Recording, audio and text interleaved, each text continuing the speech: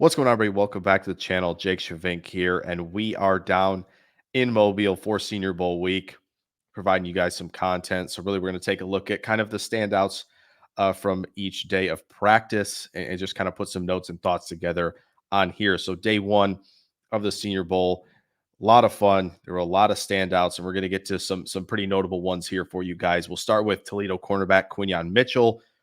Impressive size at the cornerback position. And I think he answered the bell in a lot of ways already on day one. You look at 2 years of really, really good production at Toledo, really good film at Toledo.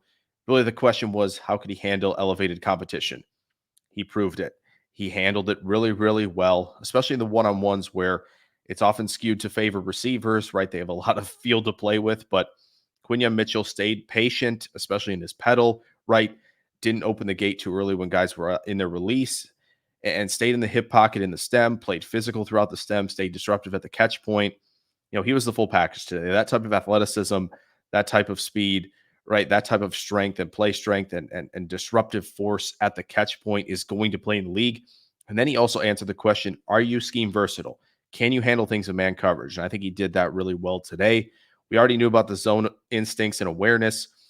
He just checked a lot of boxes, and it's going to be exciting to watch Mitchell compete the rest of the week and maybe just continue to shut down the receivers. Now, to the offensive line, you look at Oregon's Jackson Powers Johnson, who played, elite ball at center this past season for Oregon, comes down to the Senior Bowl, and it's been more of the same.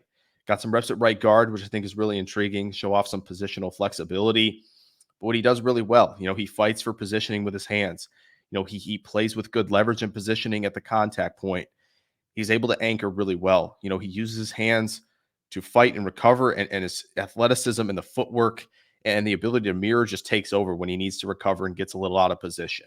And he's going to be a people mover, right? He was doing so in some of the 11 on 11. Just a really, really complete player at the center position with elite size too at 334 pounds. So that type of, potential scheme flexibility with a player like Powers Johnson is going to be really enticing to teams in the 20s and 30s in this coming draft. I thought Christian Haynes did pretty well. I think he anchored nicely after giving up a little bit of ground in some of the one-on-ones against defensive tackles. But where he really shines is when he's zone blocking, right? That type of quicks and athleticism to reach block, get around and seal is really, really impressive. And that definitely showed up once the team drills started. I think he can get better and better throughout the week. I think he's going to, work on the hand placement, work on continuing to fight for position in the one-on-ones against powerful defensive tackles.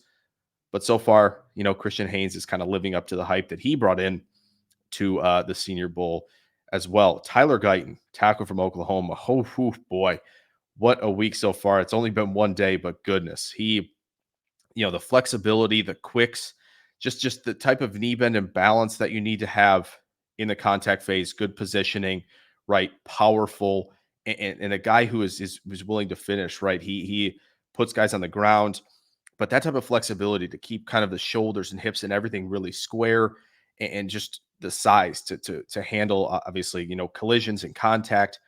He was doing it all. He was getting to the second level in some of the run game stuff in the 11 on 11, but really no one could move him in the 1v1s. He was a brick wall with plenty of athleticism to boot. Another guy who feels like first round is almost inevitable at this point.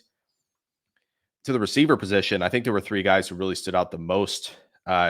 Ricky Pearsall from Florida, so natural, so quick with his release into his stem, and really through the route break transitions. He drops his hips really well, right, and can explode off that plant foot. And he was generating gobs and gobs of separation. Again, obviously in a heavily favored position at receiver, but there were other guys who were not doing that. And I think Pearsall did that at a high level. Just really smooth and crisp as a route runner at the same time, really flexible, stop start quicks and acceleration is there. And he makes some pretty tough catches and impressive catches through contact. Ladd McConkey as well from Georgia, the receiver, had guys in a blender, right? Really, really good, at squaring up and gaining ground off his release, pressing vertically, and then snapping off in and out breaking routes, and made, tougher catches look really, really routine. And those two guys, Pearsall and McConkey, I think are going to shoot up boards as well. I thought Roman Wilson had a really nice day. Not as flashy, not as, insanely crisp or explosive in and out of breaks per se as the other two we just mentioned, but I think Roman Wilson is just naturally smooth, has enough acceleration and speed to win on some crossers, and made a lot of tough catches as well. I think Roman Wilson just is kind of more of a simple, no nonsense approach as a route runner, and he just finds ways to get open.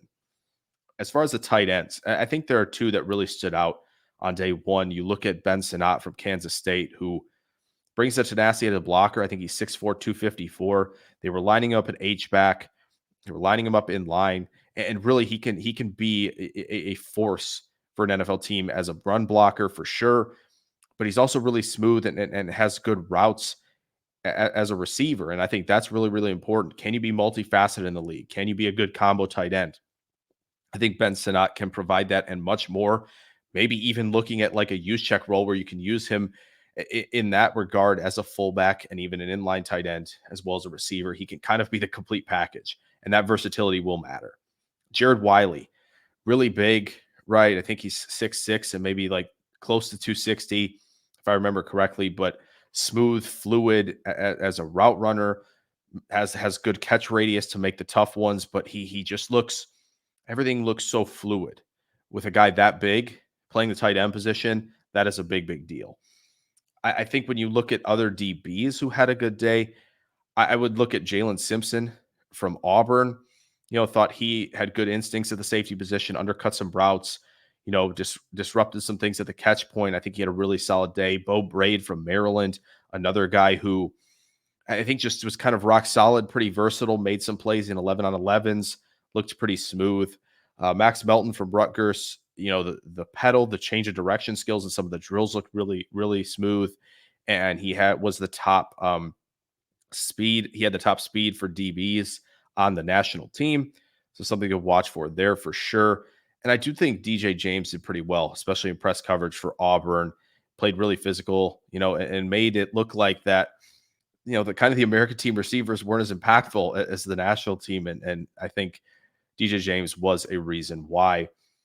You look at, I think, the running backs, right? I think there were two that stood out. Rasheen Ali from Marshall, who start acceleration, really, really impressive, right? Like he has impressive burst, really good size to boot at the running back position. Somebody that, maybe not is really a household name even in the draft space necessarily to this point, but I think he's going to make himself a lot of money this week going forward.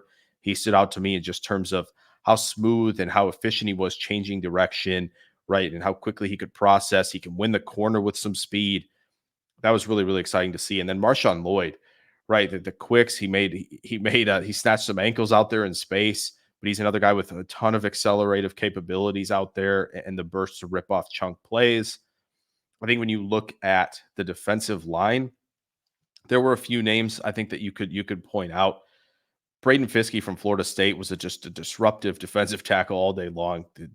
He just could not be blocked in the one-on-ones, and that was really, really impressive to see. Just disruptive, explosive, powerful, even at 295 pounds. And that's really, really exciting. You see guys with good rush moves and just kind of maybe he's a designated pass rusher, but still a player who can provide that sort of impact. And I think, you look at a player like Marshawn Nealand, who clocked some pretty good speeds in the tracking technology as a pass rusher, but he's got good explosion to power as a rusher. That's somebody that in the mid rounds might make a team pretty happy. Once his career gets going. Others, I think, just to kind of shout out here at the end of the video, Christian Jones, tackle from Texas, looked pretty solid. Gabe Hall and Michael Hall from Baylor and Ohio State, respectively, flashed some pass rush moves. So I'm excited to see what day two has in store for practice. But those were guys that to me stood out on day one. Hope you guys enjoyed this little snippet on the Senior Bowl practices. If you did, throw a like down there, subscribe if you're new. Plenty more Senior Bowl and draft content coming soon on the channel. I will catch you guys in the next video. Farewell.